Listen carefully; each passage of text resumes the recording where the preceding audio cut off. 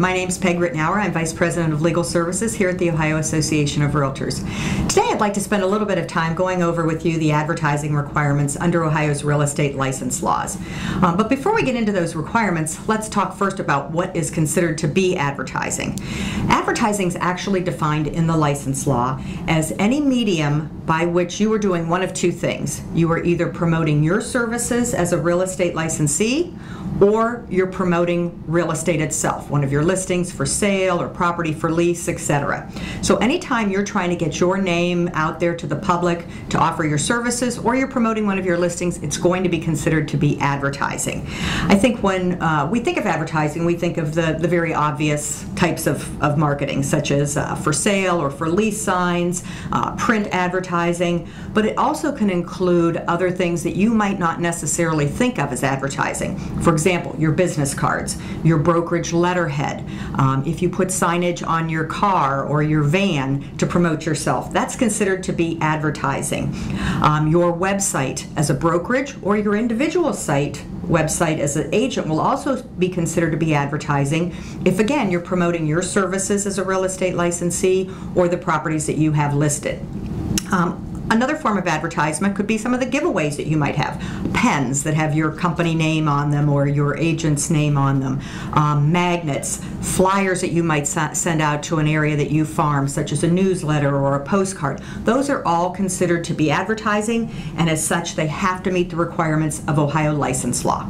So, what are those requirements? Well, the first one is that all advertising must include the brokerage name. So any form of advertisement that you're doing has to have the brokerage name.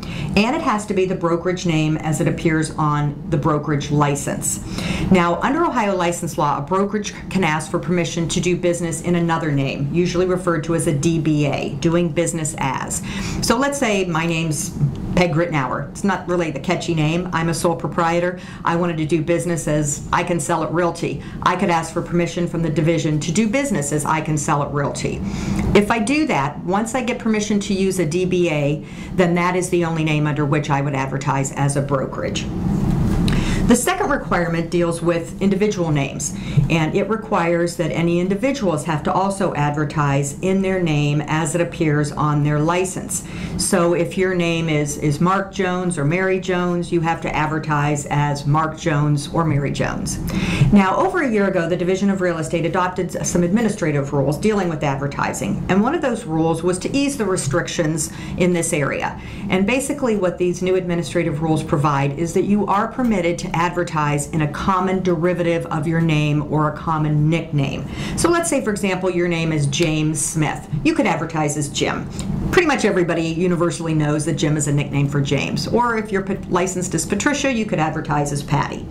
The same thing would be true with respect to initials. So let's say you're licensed as Thomas James, but everybody knows you as TJ. You are now permitted under the license law to advertise as TJ. So I think that was a great step for the Division of Real Estate to take that makes sense with respect to marketing pieces today. The second important requirement under the license law is what's referred to as the Prominence rule. And under this rule, it provides that an agent's name cannot be more prominent than that of a brokerage. It can be equal in prominence, but it can't be more prominent than the broker's name. And in looking at whether or not this rule is violated, the Division of Real Estate is going to compare the type size, maybe the type font that's used in advertising the agent's name, and compare that to the brokerage name. One of the things that's important to recognize in this area, and where I think there's some confusion, is with respect to any type of brokerage logo or artwork that the brokerage might have. And that's not going to be factored in when comparing the agent's name to that of the brokerage. It's also not going to include any franchise name. Franchise names are generally not considered part of the license name of the brokerage, and therefore those will not be factored in when comparing the agent's name to that of the brokerage. So if your brokerage is a franchise such as Century 21 or Remax or Keller Williams or one of the other more popular franchises that we have here in Ohio, you have to almost take that franchise name out of the equation when you're doing that comparison to make sure that you're in compliance with this Prominence rule. The third area that I want to talk about team advertising. And this is an area where I think we have some violations in the state of Ohio. Teams have become very popular, and including a team name in advertising is definitely permitted under Ohio license law. Teams themselves are not licensed by the division, but the Division of Real Estate and Professional Licensing does allow you to include a team name in your advertising, as long as you follow certain provisions. The first provision is that if you're going to have a team name in your advertising, you have to also include at least one name of an individual who's affiliated with that team. So let's say I was the Rittenauer team. I would have to include either my name, my full name as it appears on my license, or, you know, somebody else who's affiliated with the team. So the advertisement would have to say the Rittenauer team, Peg Rittenauer agent. It could have Peg Rittenauer agent, and it could list 3 or 4 other people as well, but at least one of those team members' name would have to be included in the advertisement. There's one exception to that, and that is if the full name of a licensee is part of the team name. So let's say, for example, the team name is the John Jones team, and John Jones is the full license name of one of the agents affiliated with that team. In that case, because there is a full name of a licensee in the team name, that requirement would be satisfied.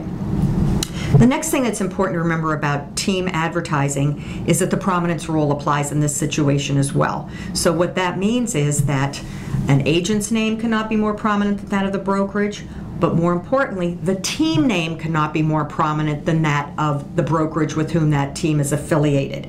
And that's an area where I think sometimes there's some misunderstanding. So any yard signs, print advertising, business cards, any type of advertising that's done by that team has to recognize that the brokerage name must be at least as prominent as that of the team name. And then the final requirement dealing with teams is that if any of your promotional pieces or advertising includes the name of unlicensed people that are affiliated with your team, they must be identified as unlicensed. So let's say you want to run a print advertisement promoting your team, and you put the team name and then you list the 5 or 6 people that are affiliated with that team. If one or more of those individuals happen to be an unlicensed assistant and you include their name, then you have to identify them as being an unlicensed assistant or unlicensed staff, so that there's no confusion in the mind of the public that they're a real estate licensee when in fact they're not. Those are just some of the provisions dealing with advertising. Certainly we have a lot more information about advertising available on our website, which is ohiorealtors.org. And if you go to the legal section, you can find information about advertising. We have a white paper as well as other articles on this topic. I hope you found that helpful to you in coming up with your marketing pieces. And again, visit our website for more information.